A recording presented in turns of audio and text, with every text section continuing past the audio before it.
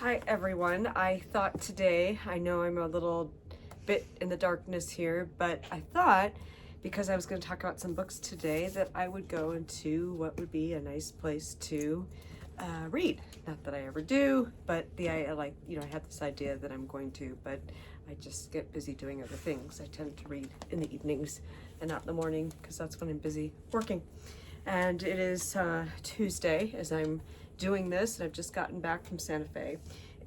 If you live in New Mexico and you're watching this, I just came back from Better Day Vintage where they sell some of my bags. They're one of the just handful of stores in New Mexico that have my bags. So if you're ever up there, they also are the only store to carry, well, they're one of two stores that carry my dresses and clothes. So like I said, if you're up there, make a trip there. And the dress today that I am wearing was made from a sweater, or not a sweater, it's a sweater dress. It was made from some sweater fabric, probably mid 80s, maybe about 1990, that a woman had, and her name was Nadine. And if you have seen my posts about the Simplicity pattern books, counter books, they were hers. And this is some of her fabric stash. And hopefully Lily is not going to knock over the camera. So good girl, Lily. I've got Goose right here, but Lily's a little too big to make the trip under the tripod around the corner. And so a little bit about this corner. This is one of my guest rooms. This is one of my cover-up tunics. Stacy, the mannequin, is modeling it.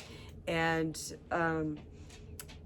this room, we call it the queen room, the queen bedroom, because the other room has twin beds. And one day I'll show you the whole thing. I think I've shown parts of it before. This was originally the master bedroom in this house before my first husband and I did the addition, and we've done a bunch of remodeling around the house, but in the last couple of years I redid this room, and maybe, like I said, one day I will do more filming from other parts of it.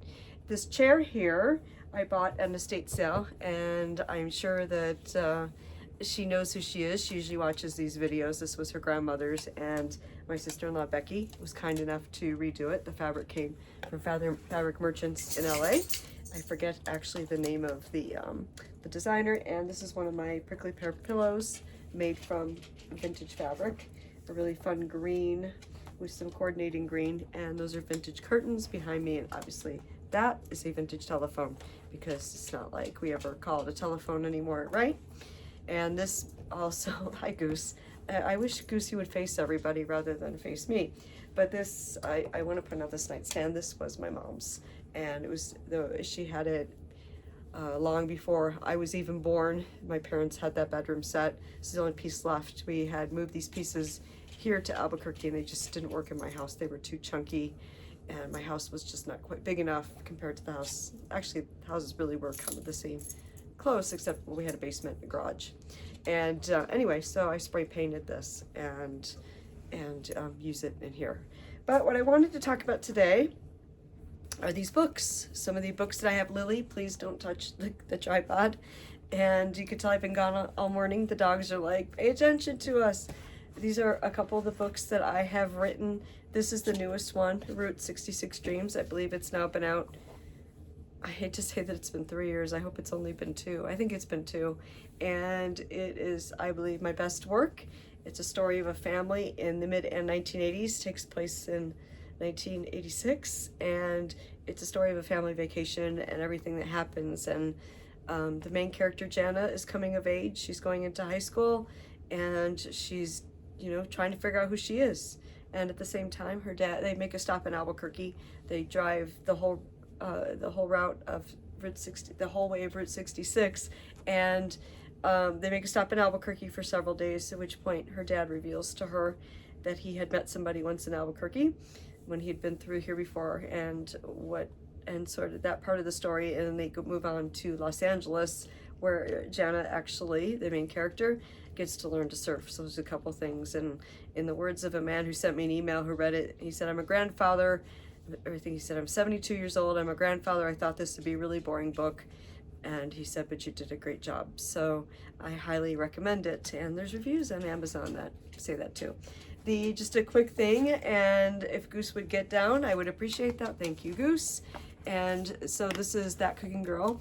This was the book that I put out previous to Route 66 Dreams, and this is an Albuquerque story about a woman ends up on television cooking, and so there's a lot of food, fun local things in here as well. Sorry about the shaking camera, and Goose is walking into the tripod too. And then finally here I have The Green Dress, which was the book that I wrote when Greg and I decided to get married, and this is what we gave all our wedding guests. And part of that was because my name, I had changed my name. I was Michelle Lynn Gust. I was professionally Michelle Lynn Gust for, I guess, 12 years, and had built a whole career on that, and decided to change my name, but I don't think we told anybody. And then my sister jokingly asked if I was going to be Michelle Lynn Gust Rusk, and but this is how we announced it. Each one people showed up to the wedding reception, there was one of these on each of the place settings. So you can find these at Amazon. Lily, don't think about it. You can find these at Amazon as well as at shellsummer.com. You know how to spell it, Shell, C-H-E-L-L-E, summer. Again, the season I wish it were, SUMMER.com, and I will see you all next week. I hope all is well. Bye.